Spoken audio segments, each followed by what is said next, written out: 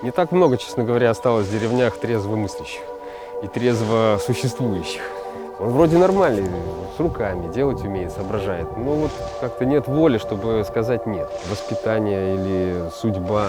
Может, он не справился с какой-то трудной ситуацией в жизни.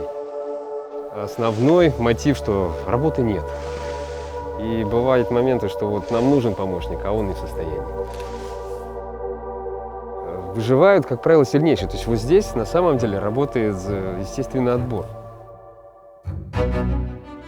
Меня зовут Тимур Кролл, я уехал в деревню и сейчас не вижу другого варианта, где можно было бы жить и развиваться.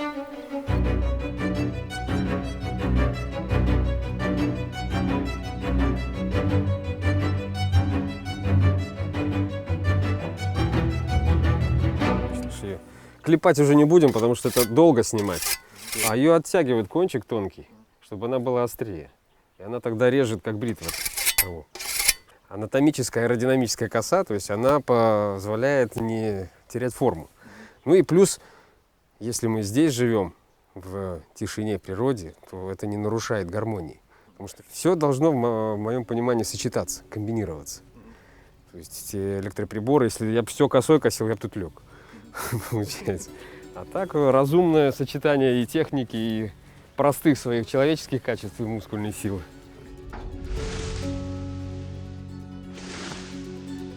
Деревню полюбил, как говорится, уже когда сюда приехал, в саму деревню. А желание поехать жить на природу, вот оно связано с поездкой на Дальний Восток. То есть папа уехал туда, командировался, пригласил нас с мамой, и мы там, получается, провели 6 лет. То есть сама природа, получается, окружала, обволакивала. То есть там мы каждые выходные делали вылазки в сопки. То есть вот нас втянула, получается, вот эта туристическая походная жизнь к пониманию того, что мы часть природы.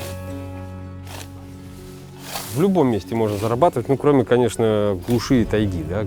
Ну, много, опять же, с бабушек не возьмешь.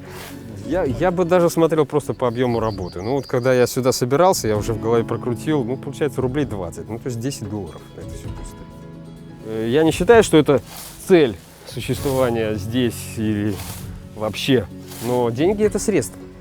Хотя человек по природе своей такой, он корыстный, эгоист.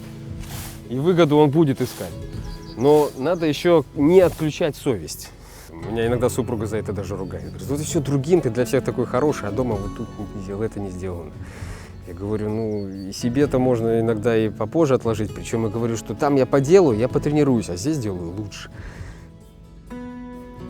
И вот эти огромные кусты, вот примерно так вот эта верба, это все вот шапкой, тут узкий проход только был. И сейчас просто я старый верх снял, наложил новые поперечины, и вот новый настил. Ну, насколько получилось, вот сделал пошире. И получается, вот здесь у нас посажены, вот видно, яблони, груши, плодовые деревья, там и кустарниковые справа, там, где парник, огород супруга разводит. А слева вот парк, вот пихточка вот маленькая, недалеко, невысокая, это нам на свадьбу подарили. Ну и получается, я же понимал, когда я создавал семью, что я брал ответственность за людей, и поэтому я не мог уже сказать, а мне и так хорошо. То есть вот с моей точки зрения мне трудно улавливать вот настроение супруги и как-то по возможности выполнять ее потребности. Вот мы на море не ездили. Я говорю, ну придет время, съездим на море. Почему именно вот сейчас надо съездить? Сейчас у нас такая ситуация, что вот корову нас привязывают. А корову опять же чего мы взяли? Чтобы детей вырастить здоровыми. А получилось, что в деревне все коров как-то сбыли. Мы когда приехали, тут 3 стада было, а сейчас получается у нас 2 коровы на округу. И возвращаясь к тому, что поездить не получается, на корову надо кого-то оставить. Это период такой. Ну нет же такой вот схемы, что вот обязательно все дети до 10 лет должны побывать на море, посмотреть, как можно там 10 стран, Европу, желательно Азию и в любой части света побывать, и в Антарктиду забежать, и пингвинчикам поздороваться за ручку. И мы обязательно их свозим. Мы ездим сейчас вот супруги, родители в Жлобин, то есть через всю страну. По пути я стараюсь их тоже где-то еще заехать, показать что-то. Мы все равно, мы довольно открыто живем, то есть не замкнуто, не камерно. У каждого свой крест, если говоря вот этим языком, у него свой путь. Знаете, я бы тоже задал вопрос, а что потом? Увидев весь мир, что дальше? Все равно должен быть какой-то результат. То есть во что-то это должно вылиться. Опыт должен приносить какой-то плод. Два слова – это принести пользу. Потому что иначе это будет как пустоцвет. Вот цветет, а ягодки не дал. То есть красиво, бурно цветет, а что дальше? Ну да, ах, ох. А здесь, да, я, моя супруга Евгения и трое детей у нас. Старший сын Захар, средний Андрей и дочка Ульяна младшая. Сын, видите, помогает, то есть иногда он делает это с кривляниями, чтобы, может, как-то себя в чем-то показать, проявить как-то. Ну, видимо, у него становится характер. Знаете, у нас и сейчас борьба происходит. Вот планшет подарили старшему, у меня с ним война. То есть я как родитель должен свой авторитет показывать, я ему объясняю, что слишком много времени ты там проводишь. И развивай, пока еще у тебя организм молодой, и другие свои возможности. С этим, говорю, еще успеешь. И наиграться, и пообщаться, если захочешь, свяжешь даже свою жизнь, может быть, станешь там программистом великим. Они вот сейчас получают вот эту информацию и этот опыт. Дальше у них будет опыт городской жизни. Чтобы он понял разницу, и потом выбор-то делается на основе сравнения. Собственно, я же это тоже все проходил. Я просто сделал выбор, я просто понял, что не мое жить в городе. Сыграли свадьбу и решили, что нужен отдельный дом. И получается, этот дом уже вот наполовину был готов к тому, чтобы его можно было оформить. Человек тоже, а сколько дашь, сколько не жалко. Ну, у меня вот есть $300, вот хватит, пожалуйста. То есть, если сейчас судить, поскольку дома стоят в округе, то есть это вообще за копейки дом приобретет. В таком состоянии, как сейчас, естественно, будет стоить, не знаю, 10 как минимум. А так вот дома действительно сейчас вот 2-3 тысячи, это если будет дом, который вот еле стоит.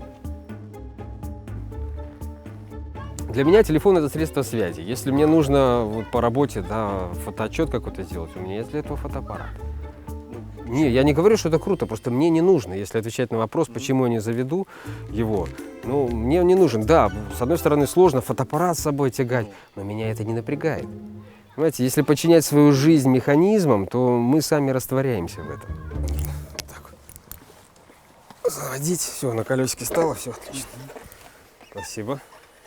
То есть, если о пустоте говорить поколений, в целом, я бы сказал, они подвисли, запутались. Сейчас много информации и много мусора. То есть уметь вот это вот вычленить зерно. И вот это поколение, оно, грубо говоря, вот в этой свалке просто как в болоте лежит. И пока не дает никаких всходов. Оно вот, ну, серая масса. Или же оно пойдет по шаблону. Ну, пожалуйста, шаблоны тоже иногда нужны. Но жизнь-то интересна тем, когда есть что-то яркое. Вот фейерверк – это что же взрыв? И когда человек является этим взрывом, вот, это вот как фейерверк. Но я уже в 11 классе определился, что мне интересны будут языки. Язык – это отображение культуры.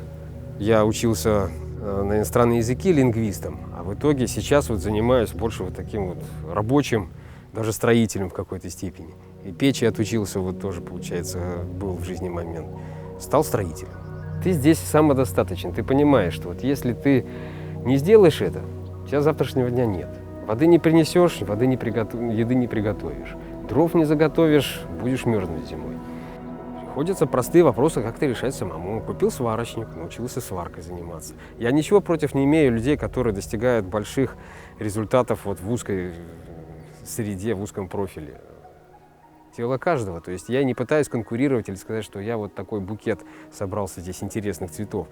Ну, просто у меня такой взгляд на жизнь, что я считаю, человек должен быть разносторонний, и он интересен. Когда человек много умеет, много читает, знает и рассказывает, он гораздо интереснее.